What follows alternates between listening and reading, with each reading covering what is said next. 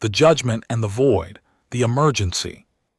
Broadcast reached every screen, every music device, every corner of Earth. Simultaneously, it was March 15th, 2289, and humanity was about to learn they were not alone in the universe. The message was simple and terrifying: stay calm, do not panic, and await further instructions. Within hours, the sky above major cities began to darken, not with clouds but with ships, massive vessels that seemed to bend light around them, creating ripples in the air like heat waves on summer pavement. They were beautiful and horrifying at the same time, crafted from materials that shimmered with colors that human eyes had never seen before. The world held its breath. The aliens called themselves the Collective of Harmonious Worlds. They were not a single species, but a union of 273 different civilizations, all bound together by ancient laws and shared purpose. They had been watching humanity for decades, monitoring their progress, evaluating their worth. Now, they had decided it was time to make contact, but this was not the friendly first contact that humanity had dreamed about in their science fiction stories. This was something else entirely. Delegation of 12 beings materialized Geneva, Switzerland, in front of the United Earth Assembly. They were varied in form, some humanoid, others utterly alien, but all carried themselves with an authority that made even the most powerful human leaders feel small. The leader of the delegation was a being that humans would later call the Arbiter. It stood nearly 3 m tall, with skin that looked like polished obsidian and eyes that glowed with a soft amber light. When it spoke, its voice resonated not in the air, but directly in the minds of everyone present. The translation was perfect, emotionless, and chilling. The Arbiter explained that the Collective maintained order across 17 galaxies. They had done so for over 2 million years. Every species that reached a certain level of technological advancement was evaluated. Most were welcomed into the Collective, given access to their knowledge, their trade routes, their protection. But some species were deemed incompatible. Some were too dangerous, too unpredictable, too likely to disrupt the careful balance that the Collective had maintained for millennia. Director General Marcus Webb stood at the center of the assembly hall representing humanity. He was a former diplomat from South Africa, a man who had spent his entire career bringing people together, finding common ground, building bridges between nations. He had helped end 3 wars and negotiated treaties that saved millions of lives, but nothing in his experience had prepared him for this moment. He listened as the Arbiter listed humanity's crimes. They were aggressive, having fought over 15,000 wars in their recorded history. They were destructive, having pushed countless species to extinction on their own planet. They were reckless, having developed weapons capable of destroying their entire world multiple times over. They were divided, unable to unite even their own kind under a single purpose. And most damning of all, they were curious to a fault, always pushing boundaries, always asking questions that should not be asked, always reaching for things that should remain untouched. Director Webb tried to argue humanity's case. He spoke of their art, their music, their literature. He talked about human compassion, about the sacrifices people made for strangers, about the capacity for love that existed in every human heart. He showed them recordings of humans helping each other during disasters of doctors working without pay in poor regions, of teachers dedicating their lives to children who were not their own. He explained that, yes, humanity had made mistakes, but they had learned from them.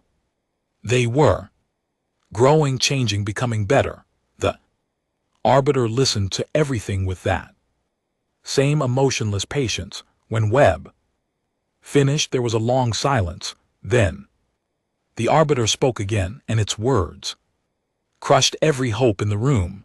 The evaluation was complete. Humanity had been judged. The verdict was exile. The collective could not risk allowing such an unpredictable species into the greater galactic community. Humanity would be removed from what the collective called civilized space and relocated to a region known as the Dead Zone. It was an area of space far beyond the outer rim of the Milky Way, where stars died and nothing grew. There were no habitable planets there, no resources worth mining, no reason for anyone to ever visit. It was the perfect prison. The sentence would be carried out in 60 days. All human presence beyond Earth would be dismantled. Every colony, every station, every ship would be seized. Humanity would be given basic supplies and transportation to their new home, but nothing more. It was a mercy, the arbiter explained. Other species deemed too dangerous had been completely exterminated. Humanity should be grateful they were being allowed to live at all. The world erupted in chaos.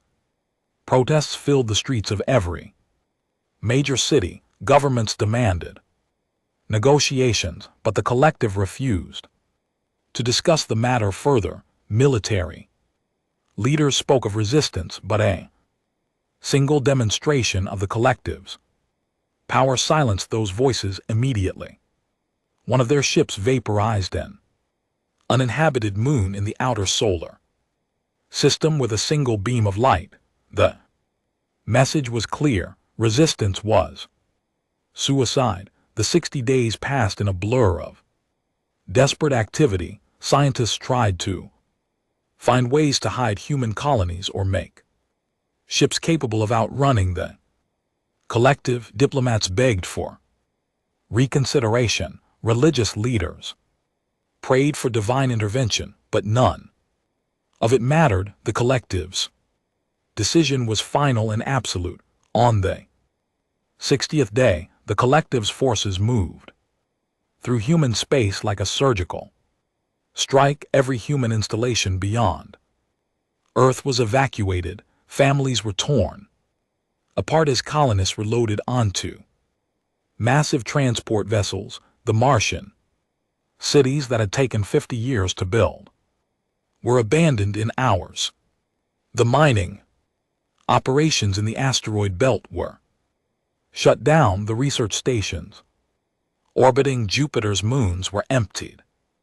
Over 12 million humans who had made their homes among the stars were forced to leave everything behind. They were allowed only what they could carry. Everything else was confiscated or destroyed. Earth itself was left intact, but it was made clear that any attempt to expand back into space would be met with immediate and total destruction. The transport ships were enormous but cold and uncomfortable. Families huddled together in cargo holds that had been hastily converted into living quarters. There was enough food and water to survive, but barely. The medical supplies were basic at best. Many people, especially the elderly and the very young, did not survive the journey. The trip to the Dead Zone took 8 months.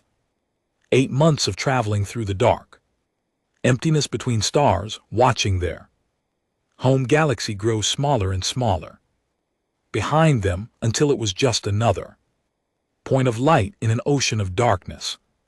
Some people went mad during that journey. Others simply gave up, losing the will to live. but most held on, clinging to the hope that somehow, some way they would survive this. When they finally arrived at the dead zone, what they saw broke their spirits even further. The collective had not exaggerated. This was a graveyard of stars, ancient suns that had burned out billions of years ago, hung in space like dead embers.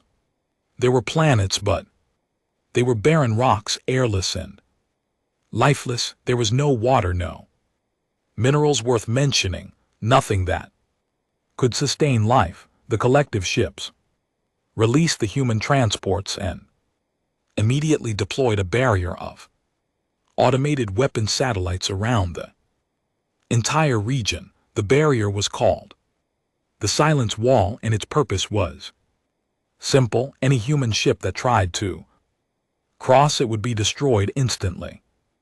The collective commander sent one final message to the humans before departing. He wished them luck and reminded them that they had been given more than they deserved. Then the alien ships activated their faster-than-light drives and disappeared, leaving humanity alone. The dark.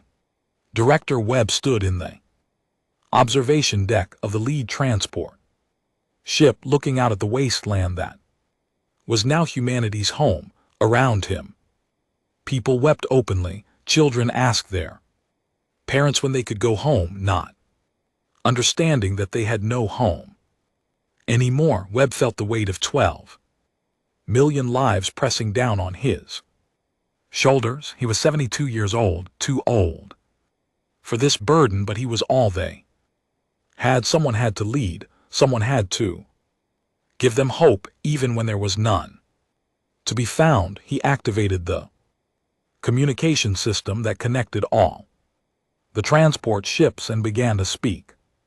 His voice was tired but steady. He acknowledged their fear and their pain. He did not lie to them about how difficult things would be, but he reminded them of who they were.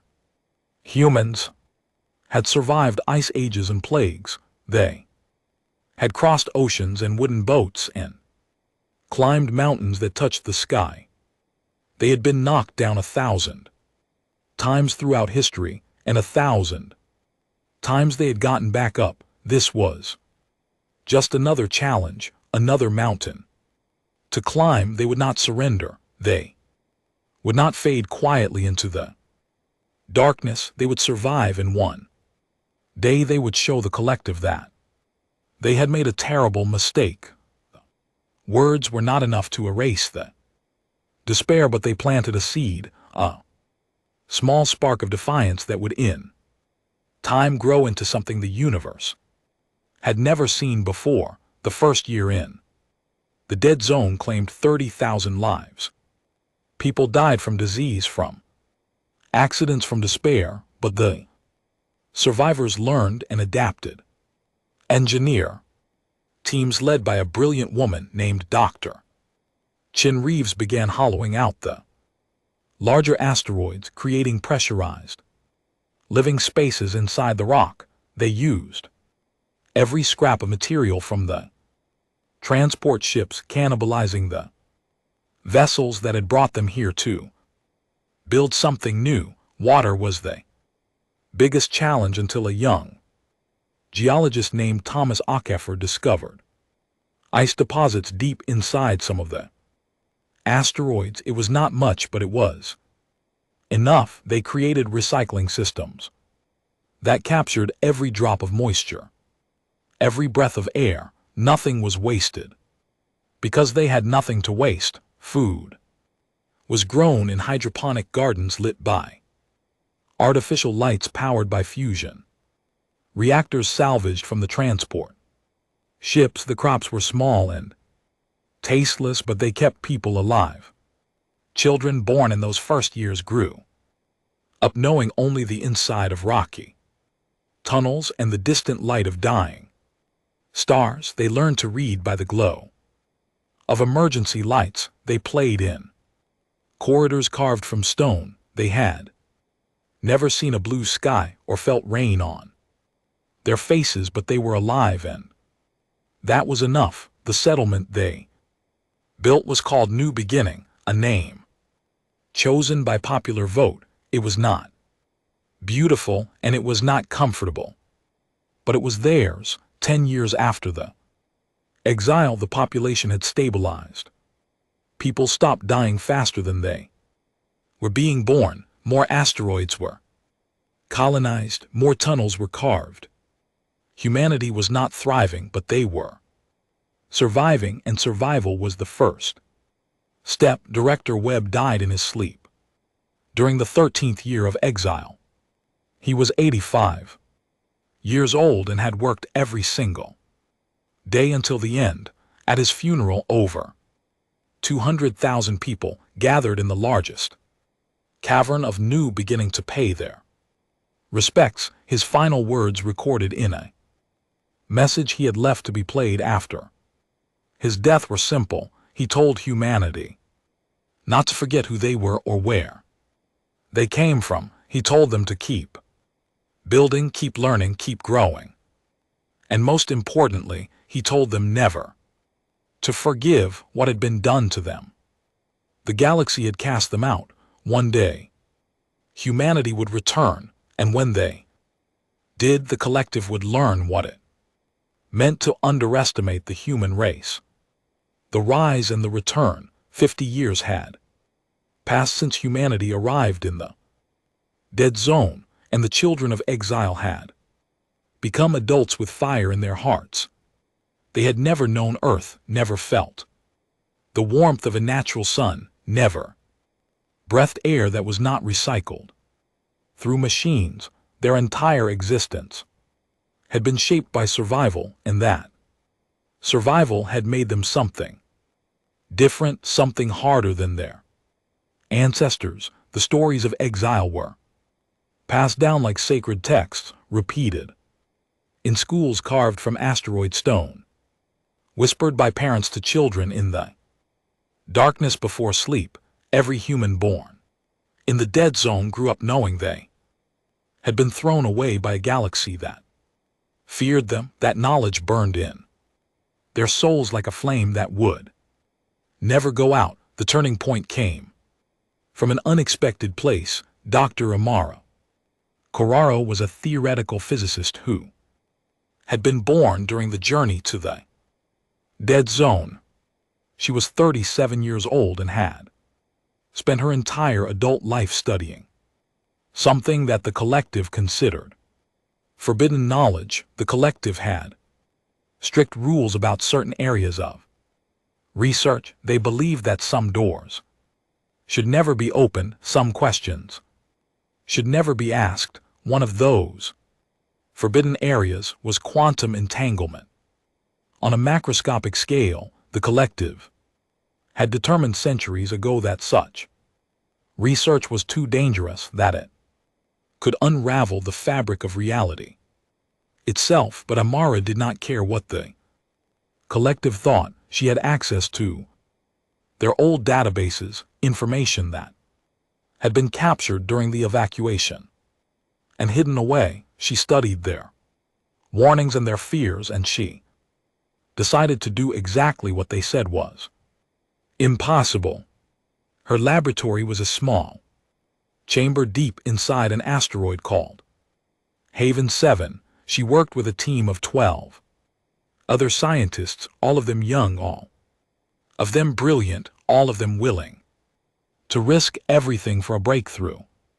They worked in secret at first, not because they feared their own people, but because they did not want to raise hopes that might be crushed. Quantum entanglement allowed particles to be connected across vast distances, sharing information instantaneously. The collective used it for communication, but had never dared to try using it for transportation. The mathematics suggested it was possible, but the energy requirements were astronomical, and the risk of catastrophic failure was nearly certain. Amara spent 7 years running calculations, building models, and testing theories. she failed more times than she could count. Her equipment exploded, her test subjects disintegrated, 2 of her colleagues died in accidents that probably could have been prevented if they had been more cautious, but caution was a luxury humanity could not afford. In the 73rd year of exile, Amara succeeded. She created a stable quantum tunnel that lasted for 3 full seconds. It was only large enough for a single molecule to pass through, but it proved the concept worked. Within months she had refined the process. Within a year she could move objects the size of a baseball across her laboratory instantaneously. Within 2 years she sent a probe through a quantum tunnel and retrieved it successfully from the other side of the asteroid field. The implications were staggering. Humanity had discovered a way to move through space without traveling through the space in between. They could go anywhere instantly as long as they had the coordinates and the power. It was technology that made the collectives faster than light drives look like primitive steam engines. The news spread through the human colonies like electricity. For the first time since the exile, people felt something other than grim determination. They felt hope. They felt possibility. The governing Council of New Beginning, led by Director Sarah Chin, Marcus Webb's chosen successor, immediately authorized full funding for Amara's project. Every resource humanity had was poured into developing what they called the quantum gate. Construction began on the first full-scale gate in year 75.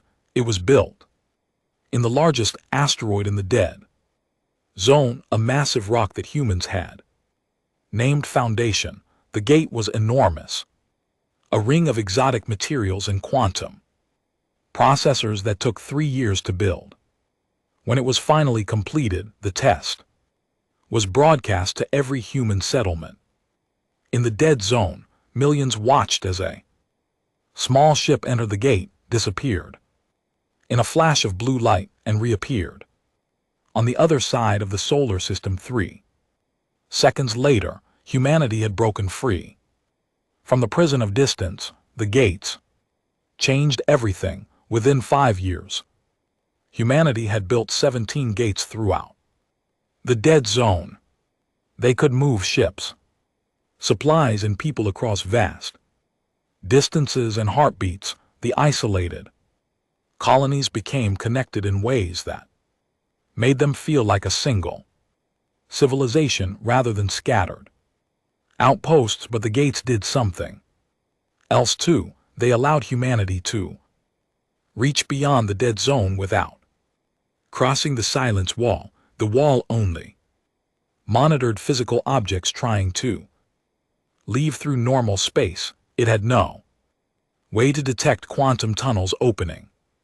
Outside its perimeter, humanity sent their first scout ship through a gate that opened an unclaimed space beyond the barrier. The ship reported back. Within hours, there were star systems out there, systems the collective had never explored, galaxies beyond the Milky Way that were completely untouched. Director Sarah Chin stood before the governing council and proposed something audacious. Humanity would not return to the Milky Way to beg for acceptance. They would build their own empire, claim their own territories, and become so powerful that the collective would have no choice but to acknowledge them. The vote was unanimous. The Great Expansion began in year 83 of the exile. Colony ships, equipped with quantum gates, launched toward nearby galaxies. The first target was a small dwarf galaxy that human astronomers had named Sanctuary. It was only 20 million light-years away, a distance that would have been impossible to cross with conventional drives. With the quantum gates, they were there in weeks. What they found amazed them.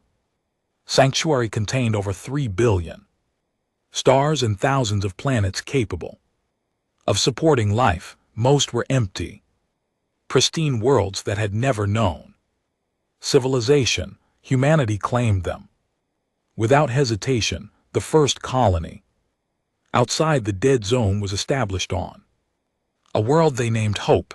It had blue skies and liquid water, forests and mountains, everything Earth had possessed. The colonists who landed there wept when they saw it, touching grass and feeling rain for the first time in their lives. More colonies followed rapidly. Within 10 years, humanity had established settlements on 47 different worlds across 3 galaxies. The population that had been confined to asteroids in the dead zone now numbered over 8 billion and was growing exponentially. Every world was connected by quantum gates, creating a network that allowed instant communication and transportation across millions of light years. But humanity did not expand blindly. They learned from their past mistakes. Every world they terraformed was done carefully, preserving native ecosystems where they existed. They created strict environmental laws that would have made their ancestors proud, and when they encountered other species, they approached with caution and respect. First alien contact came in year 96 when a human exploration ship discovered a primitive civilization in the Andromeda galaxy. The aliens called themselves the Vine, a gentle species of herbivores who had just discovered agriculture.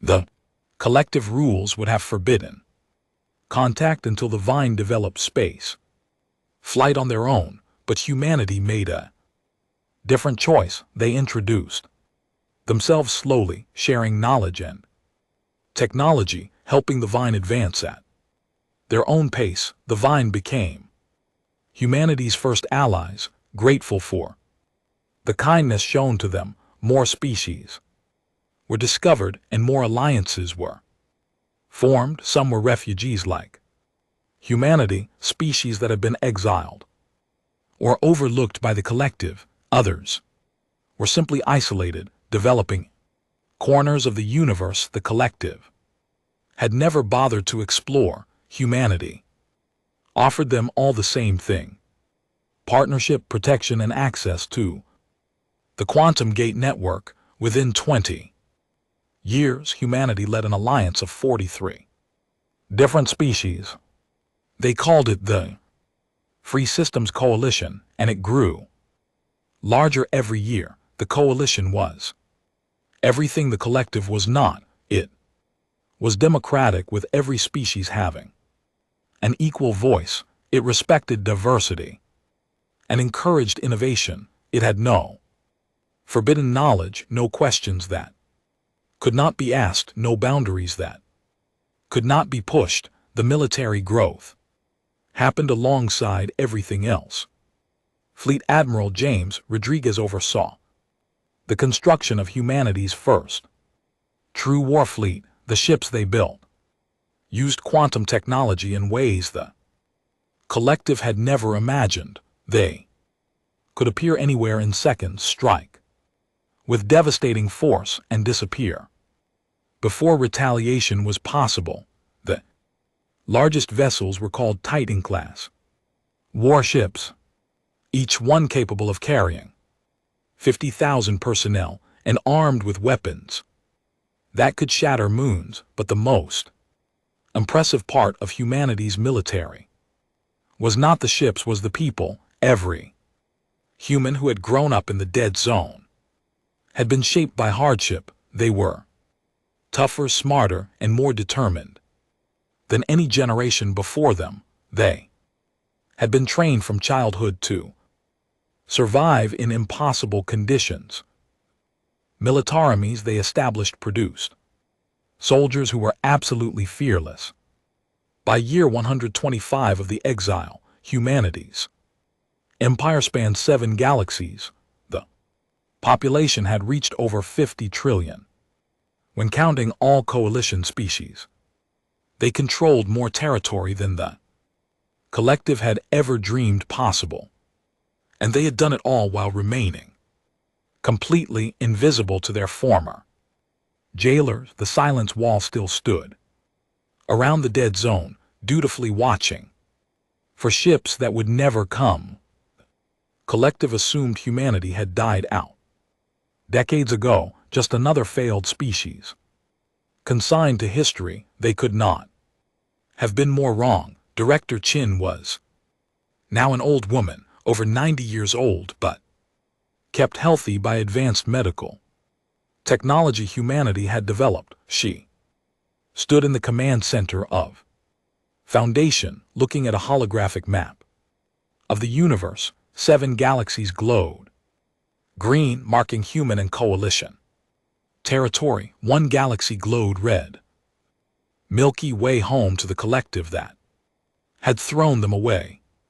She activated the communication system that connected every human world, every ship, every settlement across 7 galaxies. Her message was broadcast to over 30 trillion humans. All of them descended from the 12 million who had been exiled so long ago. She spoke about the journey they had taken, the hardships they had endured, and the empire they had built.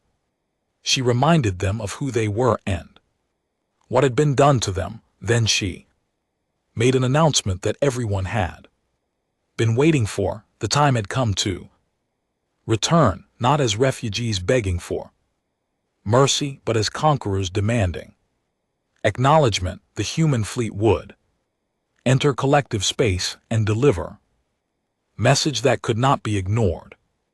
Humanity had survived, thrived, and become something magnificent. The collective had made a grave mistake, and now they would face the consequences. Across 7 galaxies, the response was immediate and unanimous. Every human world prepared for what was coming.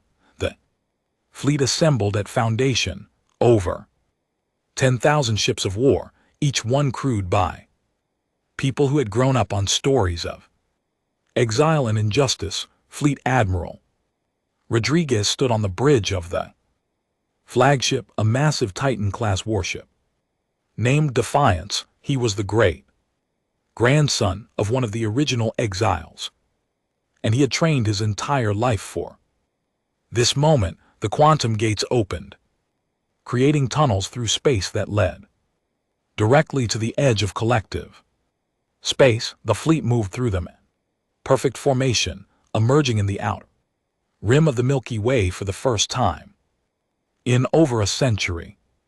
The Silence Wall sensors immediately detected them and began charging weapons, but before a single shot could be fired, the human ships activated a quantum pulse that overloaded every automated weapon in the barrier. The Silence Wall, which had stood for 125 years, went dark in second. Humanity sent a single message on all collective frequencies. It was broadcast in 273 languages, one for each member species of the collective. The message was simple and cold, delivered in Director Chen's voice. This is humanity, the species you exiled to die.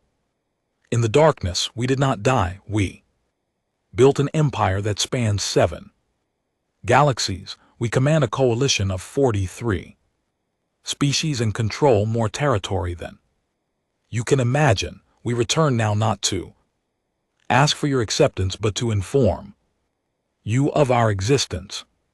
You judged us unworthy. You were wrong. We are filing formal notice that the Free Systems Coalition claims the dead zone and all surrounding regions as sovereign territory. Any attempt to interfere will be considered an act of war. You cast us Out once, you will not get that chance.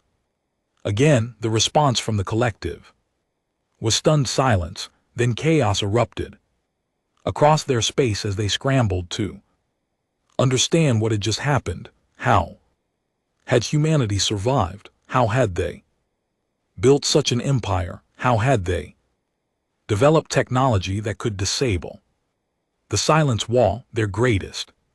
Scientists worked frantically to answer these questions while their military mobilized for a potential conflict they knew they could not win. The Arbiter, the same being who had pronounced judgment on humanity so long ago, stood before the collective council once more. The being had not aged, its species lived for thousands of years, and it remembered that day in Geneva clearly. It remembered Director Marcus Webb's arguments and his desperate pleas. Most of all, it remembered the promise Webb had made that humanity would return and prove them wrong. The Arbiter addressed the council with something it had rarely felt in its long life: respect mixed with fear. Humanity had done the impossible. They had survived in conditions that should have killed them. They had developed technology beyond anything the collective possessed. They had built an empire that rivaled the collective own, and they had done it all in just over a century, a blink of an eye. In galactic terms, the Arbiter made a recommendation that shocked everyone present. The collective should not fight humanity, they should negotiate with them, learn from them, and perhaps most importantly, apologize to them. The vote was not unanimous this time, but the majority agreed. 6 months after humanity's return, a delegation from the collective arrived at Foundation under a flag of truce. They were escorted through quantum gates to the human capital world of hope, where they saw firsthand what humanity had built. Cities that gleamed under twin suns, forests filled with species from a dozen different worlds, spaceports where ships from 43 different civilizations came and went freely. It was beautiful, prosperous, and utterly impossible by collective standards. The Arbiter stood before Director Chin in a chamber that overlooked the city. The being who had once pronounced humanity's death sentence now bowed its head in acknowledgement of their achievement. Director Chin smiled, but it was not a kind smile. It was the smile of someone who had proven every doubter wrong and knew it. She informed the Arbiter that humanity would consider formal relations with the collective, but only as equals, never again as supplicants. The galaxy had cast humanity out, expecting them to fade into nothing. Instead, they had become something the universe had never seen before, a species that turned exile into empire, darkness into destiny, and rejection into the greatest comeback in cosmic